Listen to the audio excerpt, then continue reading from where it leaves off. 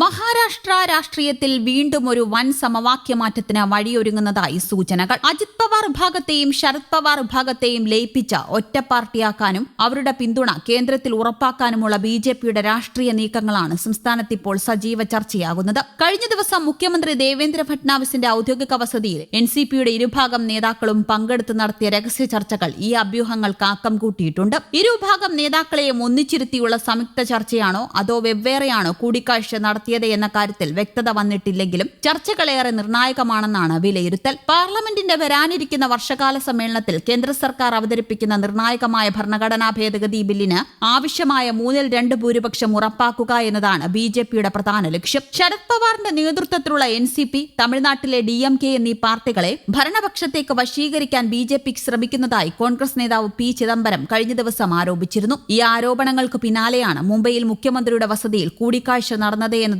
ശ്രദ്ധേയമാണ്. കഴിഞ്ഞ നിയമസഭാ തെരഞ്ഞെടുപ്പിലേറ്റ കനത്ത തിരിച്ചടിയെ തുടർന്ന് ശരത് പവാറിന്റെ NCP വിഭാഗം വലിയ രാഷ്ട്രീയ പ്രതിസന്ധിയിലാണ്. നിലവിലെ സാഹചര്യത്തിൽ ബിജെപിയുമായി കൈകോർക്കുന്നതാണ് പാർട്ടിയുടെ നിലനിൽപ്പിന് നല്ലത് എന്ന അഭിപ്രായം ശരത് പവാർ ക്യാമ്പിൽ ഇപ്പോൾ ശക്തമാണ്. ഈ അനുകൂല സാഹചര്യം മുതലെടുത്ത് NCPയെ ഒപ്പം നിർത്തി ലോക്സഭയിൽ ഭൂരിപക്ഷം തികയ്ക്കാനാണ് ബിജെപിയുടെ തന്ത്രപരമായ നീക്കം. നിയമസഭാ തെരഞ്ഞെടുപ്പിലെ കനത്ത തിരിച്ചടിക്ക് ശേഷം ശരത് പവാർ വിഭാഗത്തിലെ വലിയൊരു ഭാഗം MPമാരും MLAമാരും കടുത്ത നിരാശയിലാണ്. പാർട്ടിയുടെ നിലനിൽപ്പിനായി ഭരണപക്ഷത്തിനൊപ്പം ചേരണമെന്ന ശക്തമായ ആവശ്യം പാർട്ടിക്കുള്ളിൽ ഉയർന്നിട്ടുണ്ട്. 10 ലോക്സഭാ MPമാരിൽ 6 പേരും 10 MLAമാരിൽ 9 പേരും ബിജെപി സഖ്യത്തെ അനുകൂലിക്കുന്നുവെന്നാണ് റിപ്പോർട്ടുകൾ. എന്നാൽ ശരത് പവാർ വ്യക്തിപരമായി ഇപ്പോഴും ബിജെപി സഖ്യത്തിന് എതിരാണ് എന്നത് പാർട്ടിക്കുള്ളിൽ പവാർ വേഴ്സസ് പവർ എന്ന രീതിയിലുള്ള ആഭ്യന്തര തർക്കത്തിന് വഴിവെക്കുന്നു. വിമാനാപകടത്തിൽ NCP വിഭാഗം നേതാവ് അജിത് പവാർ മരണപ്പെട്ടിരുന്നു. ഇത് NCP രാഷ്ട്രീയത്തിൽ വലിയൊരു വഴിത്തിരിവായി മാറുകയായിരുന്നു. അതിനു മുമ്പ് തന്നെ ലയന സൂചനകൾ ഉണ്ടായിരുന്നുവെങ്കിലും അജിത് പവാറിന്റെ വിയോഗത്തോടെ ആ വിഭാഗത്തിന്റെ നേതൃത്വം ദുർബലമാവുകയും ഇരുഭാഗങ്ങളും തമ്മിലുള്ള ലയനത്തിന് അത് കൂടുതൽ വേഗത പകരുകയും ചെയ്തു.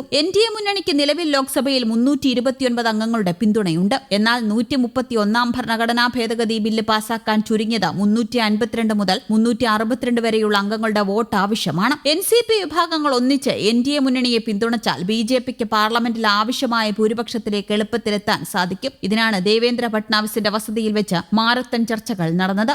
ഔദ്യോഗികമായി NCP ഇപ്പോഴും ലയന വാർത്തകൾ നിഷേധിക്കുന്നുണ്ടെങ്കിലും ബില്ലിനെ പിന്തുണയ്ക്കുന്ന കാര്യത്തിൽ അവർ തന്ത്രപരമായ ഒരു ചർച്ചയ്ക്ക് തയ്യാറാണെന്ന് സൂചന നൽകിയിട്ടുണ്ട്. മണ്ഡല പുനർനിർണയം വഴി എല്ലാ സംസ്ഥാനങ്ങളിലെയും ലോക്സഭാ സീറ്റുകളുടെ എണ്ണം 50% വർദ്ധിപ്പിക്കുമെന്ന് കേന്ദ്രം രേഖാമൂലം ഉറപ്പു നൽകിയാൽ ബില്ലിനെ പിന്തുണയ്ക്കാമെന്ന് സുപ്രിയ സുലെ വ്യക്തമാക്കിയിട്ടുണ്ട്. മണ്ഡല പുനർനിർണയം നടപ്പിലായാൽ ഉത്തരേന്ത്യൻ സംസ്ഥാനങ്ങളെ അപേക്ഷിച്ച് ദക്ഷിണേന്ത്യൻ സംസ്ഥാനങ്ങൾക്ക് വലിയ രാഷ്ട്രീയ നഷ്ടമുണ്ടാകുമെന്നാണ് കോൺഗ്രസും മറ്റ് ദക്ഷിണേന്ത്യൻ പാർട്ടികളും കരുതുന്നത്. എന്നാൽ തമിഴ്നാട്ടിലെ DMK, മഹാരാഷ്ട്രയിലെ NCP തുടങ്ങിയ പ്രാദേശിക പാർട്ടികൾ ബിജെപി പാളയത്തിലേക്ക് നീങ്ങിയാൽ അത് കോൺഗ്രസ് നയിക്കുന്ന ഇന്ത്യ സഖ്യത്തിന് വലിയൊരു തിരിച്ചടിയാകും. പ്രാദേശിക പാർട്ടികൾ സ്വന്തം സംസ്ഥാനത്തെ സീറ്റുകൾ വർദ്ധിപ്പിക്കുന്നതിലാണ് കൂടുതൽ ശ്രദ്ധ കേന്ദ്രീകരിക്കുന്നത്. തെരഞ്ഞെടുപ്പ് പരാജയത്തിന് പിന്നാലെ അജിത് പവാർ ക്യാമ്പിലെ പല പ്രമുഖ നേതാക്കളും ശരത് പവാറുമായി സമ്പർക്കം പുലർത്തുന്നതായാണ് റിപ്പോർട്ടുകൾ.